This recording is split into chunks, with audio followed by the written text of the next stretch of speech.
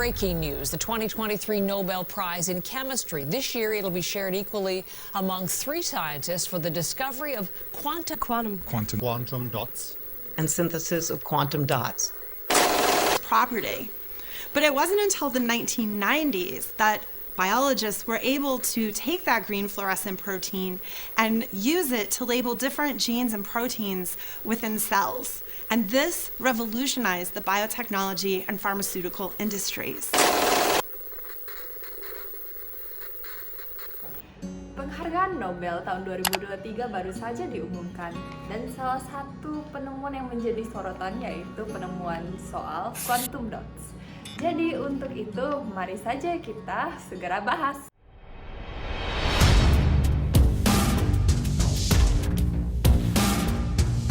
Nah, untuk pengerjaannya, kita akan melakukan di rumah salah satu kenalan saya bernama Profesor Hosea dari UI. Jadi, quantum dots ini adalah material yang memiliki ukuran di bawah 10 nanometer ya. Dan karena ukurannya sangat kecil itu, dia tuh punya sifat Fluoresensi. Ah, itu dia. Ya, itu bahasa gaulnya lah. Sifat berpendar pokoknya. Nah, quantum dots ini itu ntar disinarin sama sinar UV. Dan hasilnya juga beda-beda ya. Misalkan yang paling kecil itu warnanya biru. Kalau yang gede warnanya merah. Udah itu aja. Makasih. Nah, oke lanjut. Dari penjelasan yang udah temen aku jelasin ini, kita dapat ketahui uniknya quantum dots ini adalah walaupun si bahan-bahan yang digunakan untuk si quantum dots ini sama, tapi kalau misalnya ukurannya berbeda, maka warna yang ditimbulkan kalau disinarin oleh lampu UV juga berbeda-beda. Nah, si quantum dots ini bisa diterapin di dunia itu, kalau misalnya di dunia kesehatan nih ya, bisa dipakai untuk mengecek ada tidaknya kanker. Atau kalau di dunia teknologi, kita biasanya sering dipakai untuk kayak layar TV gitu.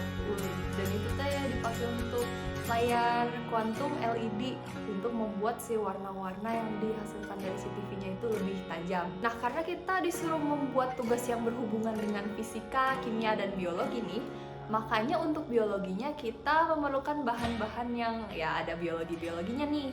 Jadi kita akan menggunakan gula, tepung tapioka, kopi, dan arang untuk percobaan quantum dots ini. Jadi tanpa menunggu lama lagi, mari kita mulai prakteknya. Jadi, untuk pembuatannya kita ukur asam sitrat sebagai sumber karbon sebanyak 300 mg dan masukkan ke dalam tabung reaksi.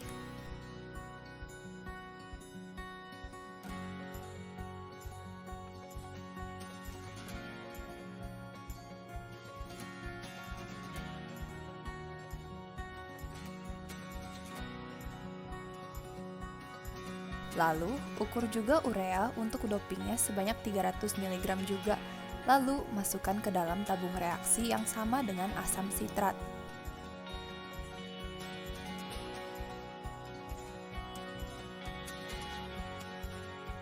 Lalu, kita siapkan air sebanyak 1 ml. Lalu, masukkan air tersebut ke dalam tabung reaksi yang berisi asam sitrat dan urea. Nah, untuk subjek lainnya, kita lakuin hal yang sama dengan tadi, tapi kita ganti asam sitratnya saja menggunakan subjek yang ingin kita teliti. Setelah itu, kita panaskan mereka. Kita pakai cara direbus seperti ini, dan tunggu selama 10 menit hingga larutan tersebut menjadi homogen. Kurang lebih hasilnya beginilah. Setelah itu, masukkan ke dalam microwave dengan data 400 watt dan tunggu selama 20 menit. For your information, semakin tinggi dayanya, semakin cepat untuk selesai. Jadi yang pertama adalah urea. Kalau kita lihat warnanya biru setelah disinari sinar UV, dan larutannya sangat kental. Yang selanjutnya ada gula. Warnanya agak kehijau-hijauan dan larutannya encer.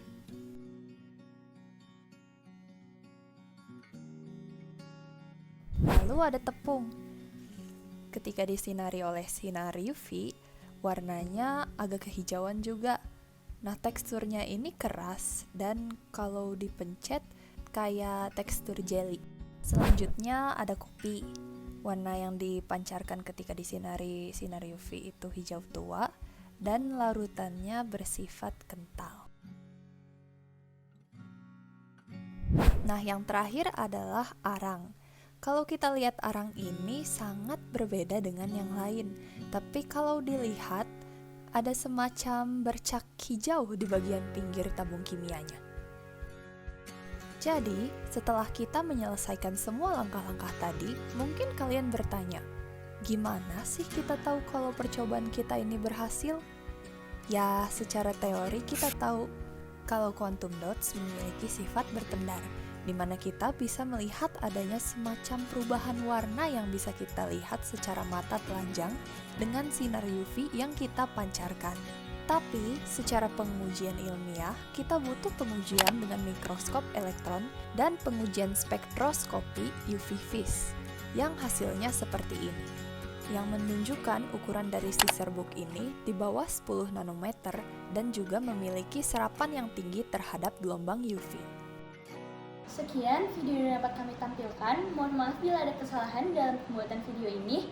Terima kasih. Dadah.